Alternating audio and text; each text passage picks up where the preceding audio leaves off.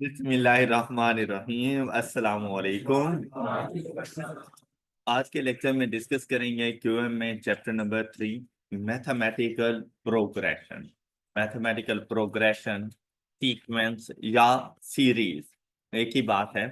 यहाँ पर जो हम लोग अपने सिलेबस में डिस्कस करने के लिए जा रहे हैं वो दो किस्म की प्रोग्रेशंस हैं। एक है हमारे पास अरिथमेटिक प्रोग्रेशन और दूसरी है हमारे पास जियोमेट्रिक प्रोग्रेशन। प्रोग्रेशन, सीक्वेंस या सीरीज से मुराद होता है कि ऐसी अरेंजमेंट ऑफ नंबर्स कि अगर आप उसको कहीं पे भी स्टॉप कर दो ना तो उससे अगली वैल्यू का आपको पता चल जाएगा कि अगर इसके बाद कोई वैल्यू होती तो वो वैल्यू ये थी। सपोज अगर मैं आपसे ये कहूं कि मेरे पास फर्स्ट टर्म, इसमें जो हमारे पास नंबर्स होते हैं ना उनको हम लोग कहते हैं term. First term, second term, third term. जैसे हम लोग कहते हैं ना first student, second student, third student. इसी तरह वो जो हम लोगों ने सीक्वेंस ऑफ नंबर बनाया हुआ होता है उसमें से फर्स्ट नंबर को हम लोग कहते हैं first term, second term, third term, इस तरह से। तो अगर मैं आप लोगों से ये कहूं कि मेरे पास फर्स्ट टर्म है 3, सेकेंड टर्म है मेरे पास 7, थर्ड टर्म है मेरे पास 11, तो क्या आप बता सकते हो नेक्स्ट टर्म कौन से होने वाली है मेरे पास? नेक्स्ट टर्म कौन सी होने वाली है मेरे पास? 15। नेक्स्ट टर्म कौन सी होने वाली है? 19। अब अगर आप लोग गौर करो ना तो 3 में मैंने 4 ऐड किया, 7, 7 में 4 ऐड किया, 11, 11 में भी 4 ऐड किया, 15, 15 में 4 ऐड किया, तो नेक्स्ट टर्म कौन सी होगी? अब देखो मैं नहीं बता रहा आप लोगों को, लेकिन आपने खुद ही गेस कर लिया कि इसके बाद आने वाली टर्म्स कौन सी होंगी। ये है एक arrangement of numbers, sequence of number. इसी तरह से अगर मैं आपसे ये कहूं कि फर्स्ट टर्म है 5, नेक्स्ट टर्म है 10, नेक्स्ट टर्म है 20, अगली टर्म कौन सी होगी? नेक्स्ट टर्म होगी 40, अगली टर्म कौन सी होगी? 80, नेक्स्ट टर्म कौन सी होगी? अच्छा, ये कैसे पता चला आप लोगों को? अब क्या किया मैंने? मैंने 5, 10 और 15 बोलता ना तो आप 5 5 ऐड करते जाते। ओके, मैंने 5, 10, उसके बाद 20 बोला, आपको पता चल गया कि एडिशन तो नहीं हो रही। ऐसे ही है ना? लेकिन अगर यहां पर देखें, मैं 5 को 2 से मल्टीप्लाई किया तो 10, 10 को 2 से मल्टीप्लाई किया, 20 को 2 से मल्टीप्लाई किया, 40। अब आप हर टर्म को 2 से मल्टीप्लाई करते हैं तो आपको अगली टर्म मिल जाती है। Am I right? ये भी सीक्वेंस ऑफ नंबर्स ही है। आप लोग इजीली गेस कर पा रहे हो कि अगली टर्म कौन सी होने वाली है। हमारे लेक्चर्स में, हमारे इस चैप्टर में, सिलेबस में यही टर्म्स हैं जिनके बारे में हम लोगों ने डिस्कशन करनी है। तो एक छोटा सा इजी सा चैप्टर है, इंशाल्लाह बहुत अच्छे तरीके से कवर हो जाएगा। तो हम लोग ना इसको जरा डिटेल में जाकर देखते हैं कि मैथमेटिकल प्रोग्रेशन के अंदर, और ये चीजें आप लोग अपने पास जरा नोट कर लीजिएगा।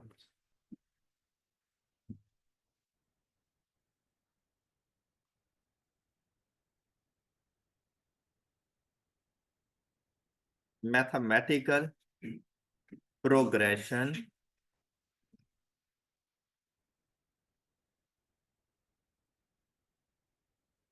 सीक्वेंस या सीरीज। हमने कहा ये हमारे पास दो किस्म की होंगी। The first one is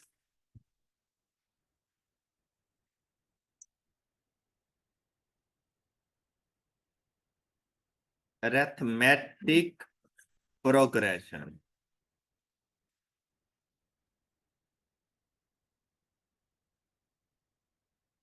and the next one is geometric progression.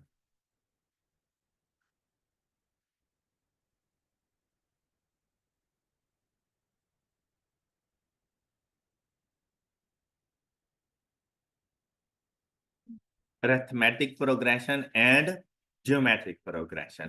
अच्छा, अरिथमेटिक प्रोग्रेशन को हम लोग कहते हैं in short AP. Arithmetic progression को in short AP and geometric progression को in short GP. Geometric progression question में अक्सर ऐसा होता है, आपसे क्या दिया जाता है? Is in AP, is in GP. तो एपी मीन अरिथमेटिक प्रोग्रेशन बन रही है, जीपी मीन्स ज्योमेट्रिक प्रोग्रेशन बन रही है। अच्छा, दोनों ही सीक्वेंस अरेंजमेंट्स ऑफ नंबर्स हैं। लेकिन दोनों में थोड़ा सा डिफरेंस है। डिफरेंस किस चीज का है कि अगर हम लोग अरिथमेटिक प्रोग्रेशन बनाएंगे ना, तो अरिथमेटिक प्रोग्रेशन में कोई एक कांस्टेंट नंबर तमाम टर्म्स में या तो ऐड हो रहा होगा या सब्ट्रैक्ट हो रहा है। कोई एक कांस्टेंट नंबर ऐड हो रहा है या सब्ट्रैक्ट हो रहा है। तो एडिशन और subtraction of a constant number,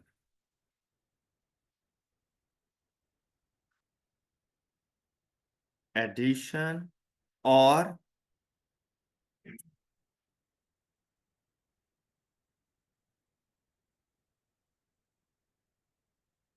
subtraction of a constant number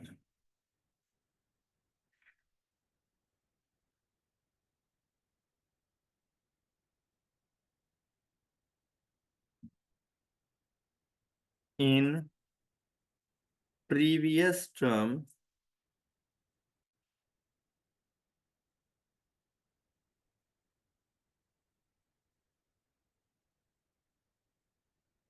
to form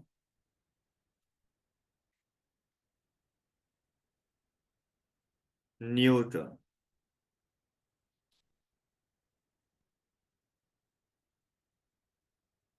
कि कोई भी न्यू टर्म मतलब न्यू नंबर को बनाने के लिए प्रीवियस नंबर में वो एक कांस्टेंट नंबर आप ऐड करो या सब्ट्रैक्ट करो, तो इस तरह से बनने वाली अरेंजमेंट को हम लोग कहते हैं अरिथमेटिक प्रोग्रेशन। बात क्लियर?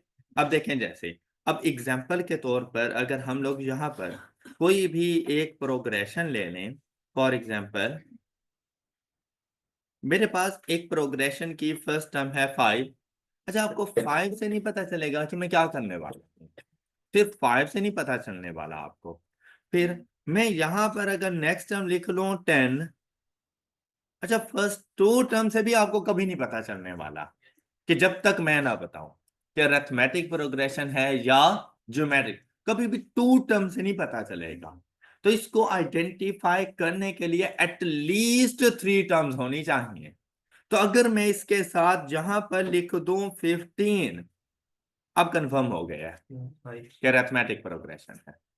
ऑलराइट, क्या कि डिफरेंस आपको सेम मिल रहा है। अरिथमेटिक प्रोग्रेशन में टर्म्स के दरमियान जो डिफरेंस होता है ना, वो सेम होता है। तो आप देखें 5 और 10 के दरमियान डिफरेंस कितना है? 5। 10 और 15 के दरमियान डिफरेंस कितना है? 5। और ये असेंडिंग ऑर्डर में है या डिसेंडिंग ऑर्डर में है? असेंडिंग ऑर्डर, मतलब स्मॉलर टू ग्रेटर। तो इसमें addition of a constant number हो रही है। तो आपने ना उस कांस्टेंट नंबर को आइडेंटिफाई करना है कि बेसिकली मैं प्रीवियस टर्म में क्या ऐड कर रहा हूं और न्यू टर्म बन रही है। क्या ऐड कर रहा हूं मैं? 5। तो ये एक कांस्टेंट नंबर है 5। अब हमने आगे इस सीक्वेंस को कंटिन्यू करना हो तो हम लोग क्या करेंगे? 15 में 5 ऐड करो, 20, तो न्यू टर्म बन गई आपके पास 20। इसी तरह 20 में 5 ऐड करो, क्या आ जाएगा? न्यू टर्म बन गई आपके पास। और इसी तरह आप इसको कंटिन्यू रख सकते हैं। Any problem? सब बच्चों को क्लियर हो गई ये बात? तो हमारा जो सबसे पहला काम होता है ना, वो यही होता है कि कोई भी प्रोग्रेशन सीक्वेंस या सीरीज गिवन हो तो उसको आइडेंटिफाई करना कि वो अरिथमेटिक प्रोग्रेशन है या ज्योमेट्रिक प्रोग्रेशन है। जब हम लोग जाते हैं ना ज्योमेट्रिक प्रोग्रेशन में, तो ज्योमेट्रिक प्रोग्रेशन में हम लोग कर रहे होते हैं मल्टीप्लीकेशन और डिवीजन। मल्टीप्लीकेशन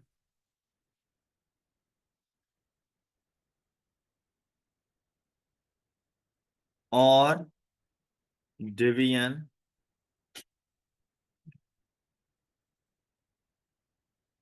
अच्छा, उसके बाद बिल्कुल वैसे ही of a constant number in previous terms to form new terms. Multiplication और division of a constant number, या बिल्कुल वैसी स्टेटमेंट इधर लिख लेना। ऑल राइट, तो क्या लिखोगे यहां पर? multiplication or division of a constant number in previous terms to form new term is known as geometric progression. अब ज्योमेट्रिक प्रोग्रेशन की अगर हम लोग एग्जांपल लें, अच्छा इसी को ही ना मैं मतलब कन्वर्ट कर लेता हूं। जैसे अभी मैंने आप लोगों से कहा कि देखें, अगर मैं सिर्फ 5 लिखता हूं ना, आप कभी भी नहीं आइडेंटिफाई करोगे। इवन के अगर मैं साथ में 10 भी लिख दूं तो आप आइडेंटिफाई नहीं कर पाओगे। ओके, थर्ड टर्म ने सही वाला रिलेशनशिप बताना होता है। तो देखो 5 और 10 तो मैंने अरिथमेटिक प्रोग्रेशन में भी लिखा था, लेकिन मैंने उसको एपी में कन्वर्ट कर लिया। लेकिन अगर मैं इसकी थर्ड टर्म यहां पर जाकर 20 लिख दूं, अब 20 बता रहा है कि डिफरेंस सेम नहीं है। एम आई राइट? देखो ना, 5 और 10 के दरमियान डिफरेंस है, जबकि 10 और 20 के दरमियान डिफरेंस है। तो क्या कोई कांस्टेंट नंबर है? नहीं। जब कांस्टेंट नंबर नहीं है एडिशन में, तो फिर एपी तो नहीं बन सकती। तो ऐसा नहीं लग रहा जैसे 5 को 2 से मल्टीप्लाई किया 10 हो गया, 10 को 2 से मल्टीप्लाई किया 20 हो गया। तो नेक्स्ट वैल्यू में जाके क्या लिखूंगा? अब देखो ये जो 2 है ना, ये कांस्टेंट नंबर है जो कि मल्टीप्लाई हो रहा है। अब मल्टीप्लाई मतलब आप देखो कि ये असेंडिंग ऑर्डर में जा रही है वैल्यू। एम आई राइट? असेंडिंग ऑर्डर में जा रही है तो मल्टीप्लीकेशन से, और डिसेंडिंग ऑर्डर में आ रही हो तो डिवीजन से। क्लियर? तो ये वैल्यू, नेक्स्ट वैल्यू क्या बन जाएगी? 40। नेक्स्ट वैल्यू क्या बन जाएगी? एंड सो ऑन, चलते रहेंगे इनफाइनाइट नंबर्स तक, जहां तक दिल चाहे आप सीक्वेंस सीरीज बना सकते हैं। तो आई होप कि यहां तक आपको यह पता चल गया है कि आपने एपी और जीपी को आइडेंटिफाई कैसे करना है। एम आई राइट? अच्छा, फिर हम लोगों ने कहा कि अरिथमेटिक प्रोग्रेशन के अंदर जो डिफरेंस होता है ना वो सेम है। अरिथमेटिक प्रोग्रेशन के अंदर जो डिफरेंस है ना वो सेम है। तो हम लोगों ने जो पहला, सबसे पहला काम करना होता है, मोस्टली केसेस में तो हमें बता दिया जाता है, लेकिन कभी कभी ऐसा होता है खुद से करना पड़ता है कि हमने ना इसका कॉमन डिफरेंस फाइंड करना है। क्या चीज? Common difference.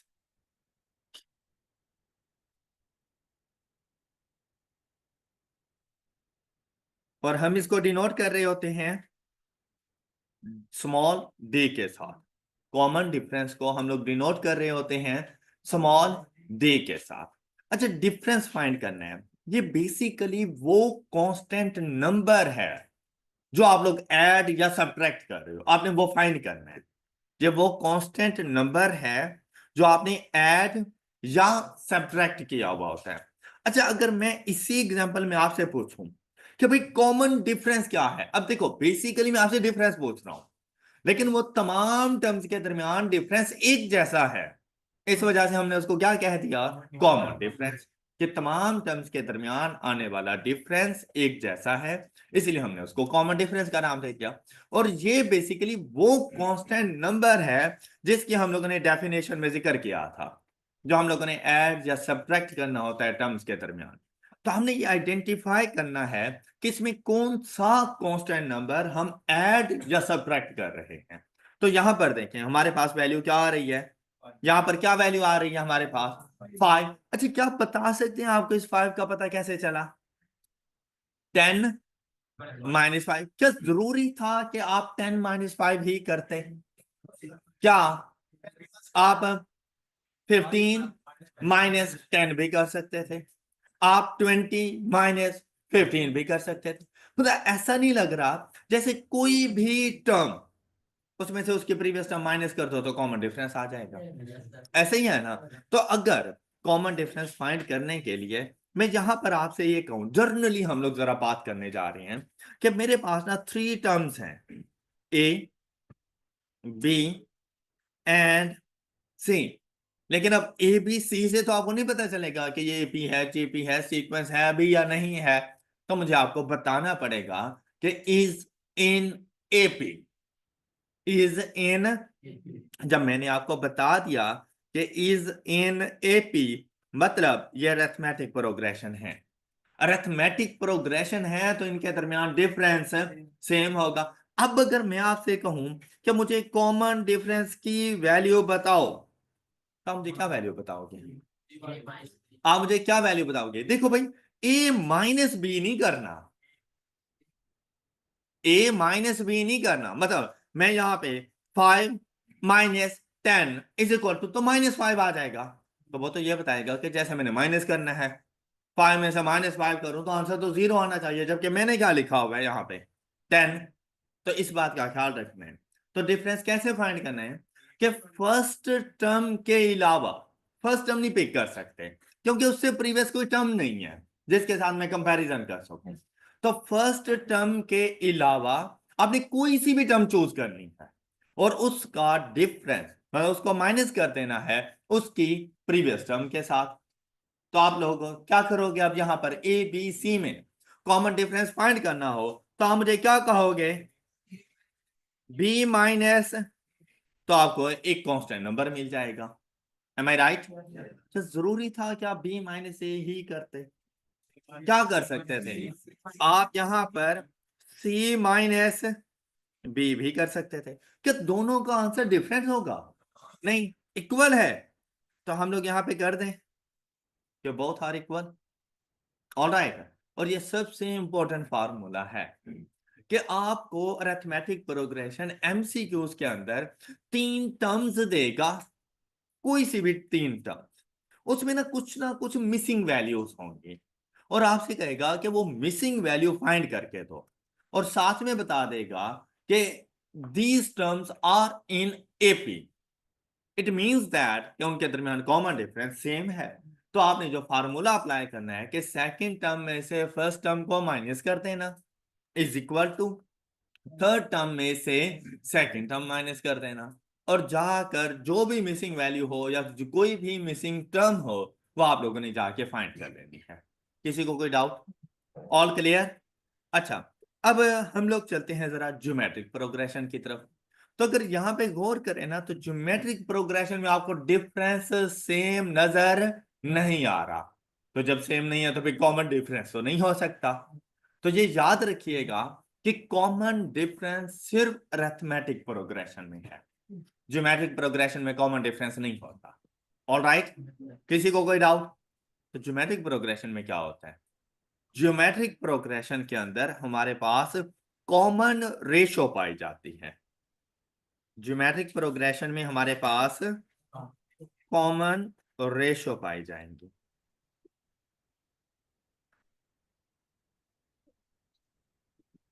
कॉमन रेशो, और इसको डिनोट किया जाता है स्मॉल आर के साथ। कॉमन रेशो अरिथमेटिक प्रोग्रेशन में नहीं होती, ये इसका ताल्लुक सिर्फ ज्योमेट्रिक प्रोग्रेशन से है। और कॉमन डिफरेंस सिर्फ अरिथमेटिक प्रोग्रेशन में है, इसका ताल्लुक ज्योमेट्रिक प्रोग्रेशन से नहीं है। All right? अच्छा, कॉमन रेशो से क्या मुराद है? कॉमन रेशो से मुराद है एक ऐसा कांस्टेंट नंबर जो आप प्रीवियस टर्म में मल्टीप्लाई करते हो तो आपको न्यू टर्म मिल जाती है, उसे हम लोग कहते हैं कॉमन रेशो। अच्छा, ये जो एग्जांपल हम लोगों ने लिखी 5 10 20 40 एंड 80, तो आप बता सकते हो कि वो कौन सा नंबर था जो हम लोग इसमें मल्टीप्लाई कर रहे हैं? तो कैसे पता चला? आप 10 डिवाइडेड बाय 5, शाबाश। क्या जरूरी था कि मैं 10 डिवाइडेड बाय 5 ही करता? 20 डिवाइडेड बाय 10, क्या जरूरी है 20 डिवाइडेड बाय 10 ही करूं?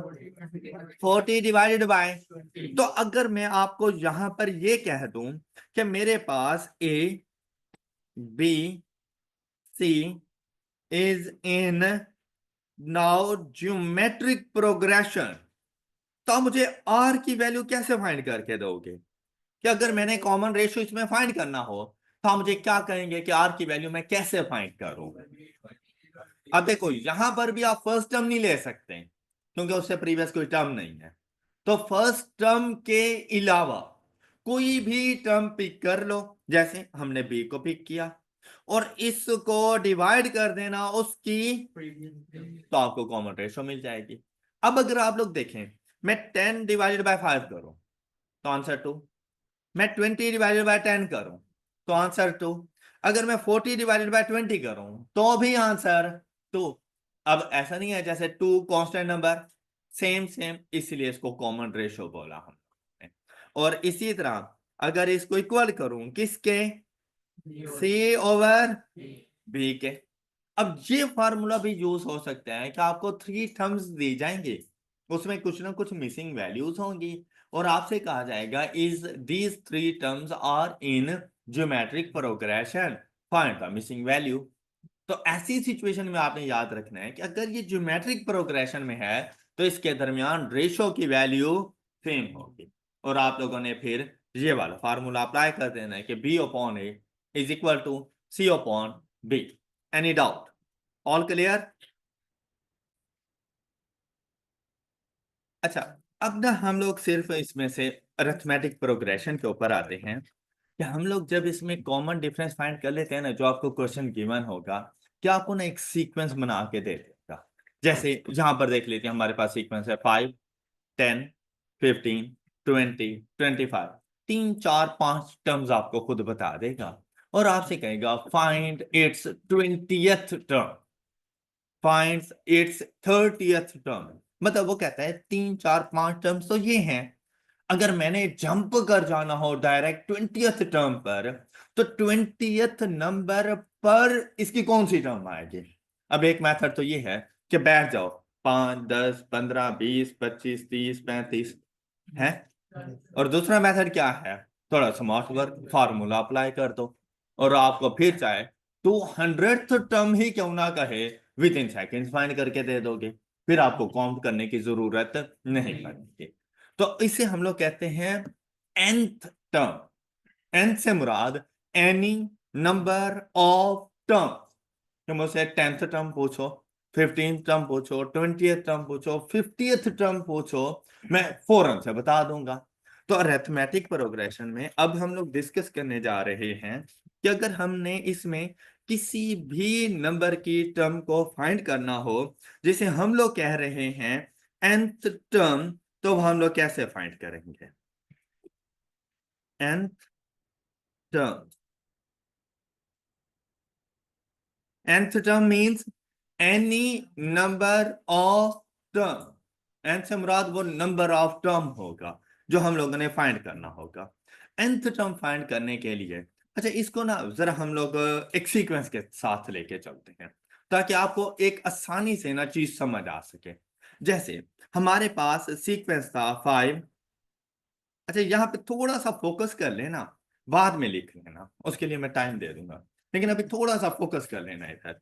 5, इसके बाद 5 के बाद अगली टर्म क्या थी, इससे अगली टर्म क्या थी, इससे नेक्स्ट टर्म क्या थी 20, और नेक्स्ट हम लोग ऐसे चलते जाएंगे।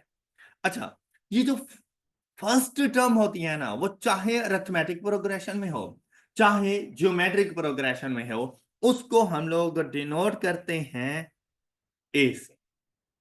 फर्स्ट टर्म को किससे डिनोट करते हैं, ए से। ये अब हमेशा याद रखना कि फर्स्ट टर्म को डिनोट किया जाएगा ए के साथ। ऑलराइट। अच्छा, अब नेक्स्ट टर्म बनानी है तो अरिथमेटिक प्रोग्रेशन में हम लोगों ने क्या कहा था कि वो जो डिफरेंस की वैल्यू है ना, जो अभी हम आप लोगों ने फाइंड किया है कॉमन डिफरेंस, कितने का कॉमन डिफरेंस आ रहा था, 5 का कॉमन डिफरेंस आ रहा था। हमने कहा कि वो डिफरेंस अगर हम प्रीवियस टर्म में ऐड करें तो न्यू टर्म बन जाती है।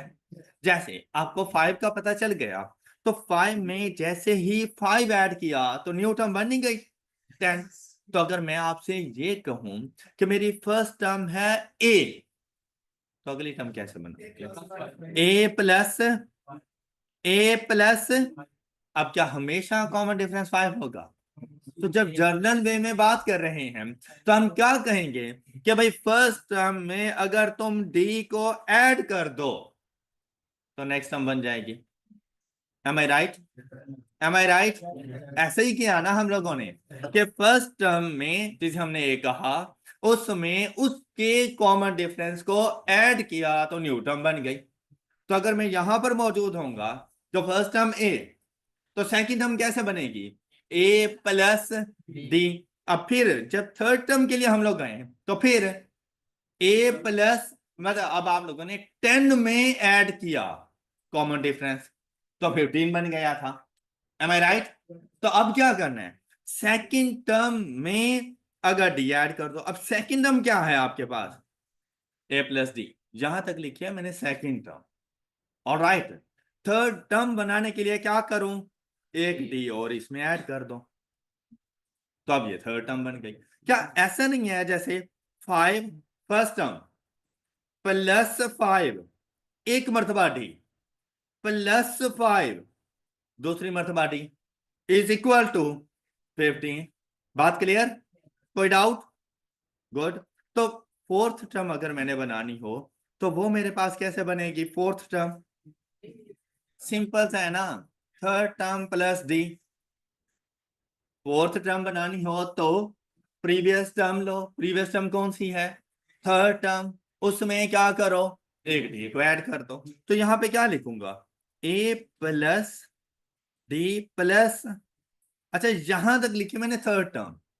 अब फोर्थ टर्म के लिए डिफरेंस ऐड कर दूं। क्या आपको ये सीक्वेंस समझ आया? अच्छा इसको ना जरा सिंप्लीफाई करते हैं। तो सिंप्लीफाई करें तो हम इसको क्या लिखेंगे, ए, सेकंड में क्या आ जाएगा, ए प्लस, ऑलराइट। अच्छा ये थर्ड वाली कैसे लिखूंगा, ए प्लस, अच्छा नेक्स्ट क्या लिखूंगा, ए प्लस, अच्छा इसके बाद अगर कोई टर्म होती तो वो क्या आ जाती, ए प्लस, उसके बाद होती तो ए प्लस 5D। All right.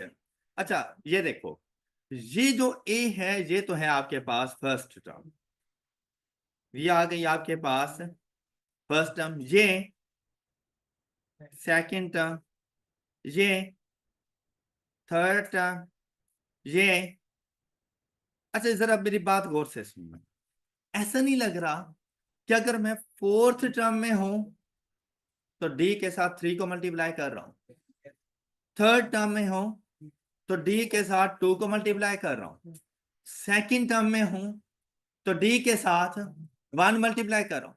ऐसा लग रहा है कि जो मर्जी टर्म हो डी को उससे एक नंबर कम के साथ मल्टीप्लाई करता है, कैसा नहीं लग रहा? अच्छा सपोज अगर मैं यहां पर आपसे ये कहूं कि अब मुझे बताओ मेरे डेटा में 10th टर्म का फार्मूला क्या बनेगा, तो आप मुझे क्या कहेंगे, ए प्लस, क्या तमाम बच्चों को यह बात समझ आ गई? कोई ऐसा स्टूडेंट जिसको समझ ना आई हो?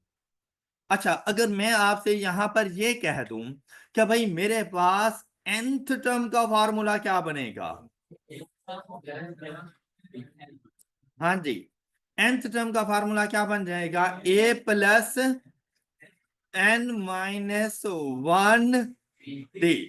अब अगर मैं चाहता तो nth टर्म के नीचे डायरेक्ट ये फार्मूला लिख के आपको वैल्यूज पुट करवा देता। अब बेसिकली मैं कॉन्सेप्ट पे गया कि हमने इस फार्मूले को बनाना कैसे होता है।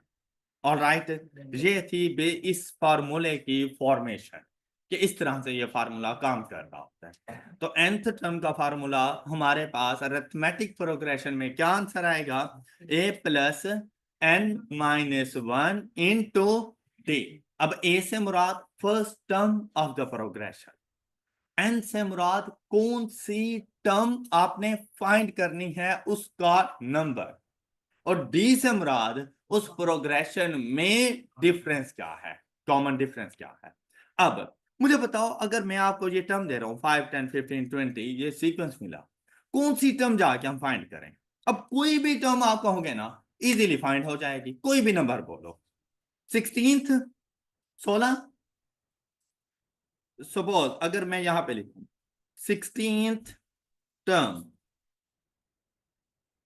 तो कैसे इसका आंसर आएगा, first term plus n minus 1 into, और डी की वैल्यू क्या थी 5। अब जैसे ही आप इसको सॉल्व करोगे तो हमें आंसर मिल जाएगा 80।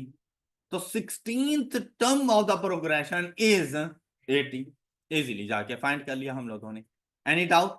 अच्छा यहां पर यह भी हो सकता है कि आपको वो टर्म बता दी जाए और आपसे पूछा जाए इसका नंबर कौन सा है, टर्म बता दी, पहला पहला क्वेश्चन क्या था, नंबर बता दिया कि इस नंबर पर टर्म क्या होगी, तो हमने कहा 80 आएगा इस पर। दूसरा क्वेश्चन क्या हो सकता है कि आपको टर्म बता दें कि भाई ये वाली टर्म है, बताओ कौन से नंबर पर है, तब भी फार्मूला बिल्कुल सेम रहेगा, सिर्फ फर्क क्या आ जाएगा, n मिसिंग हो जाएगा और nth टर्म आपको पता होगी। सपोज कोई सी भी एक टर्म बोलो, कोई सी भी एक टर्म बोलो, 72 5 का मल्टीपल नहीं है। सपोज के जहां पर मेरे पास टर्म आ रही है 270, आपसे पूछा गया 270 हमारे डाटा की कौन सी टर्म होगी, तो आपने nth टर्म को रिप्लेस कर देना है 270 से, nth टर्म को रिप्लेस कर देना है 270 से, इज इक्वल टू a की वैल्यू 5 प्लस n आपने बताना है, तो कैलकुलेटर में हम लोग x पुट कर लेंगे, n माइनस 1 मल्टीप्लाइड बाय जिस प्रोग्रेशन की हम बात कर रहे हैं उसमें कॉमन डिफरेंस क्या है 5, तो मल्टीप्लाइड बाय 5। अब अपने कैलकुलेटर की हेल्प ले लें आप, यहां पर आप लिखें 270 is equal to 5 plus n की जगह पर x minus 1 multiplied by 5 shift solve equal to then the n is, अब ये क्या कह रहा है, 54th term of the arithmetic progression is 270। Got it? तो दोनों सिचुएशंस आपको समझ आ गई। That's all for today. अपना ख्याल रखिए, नेक्स्ट लेक्चर में मिलेंगे।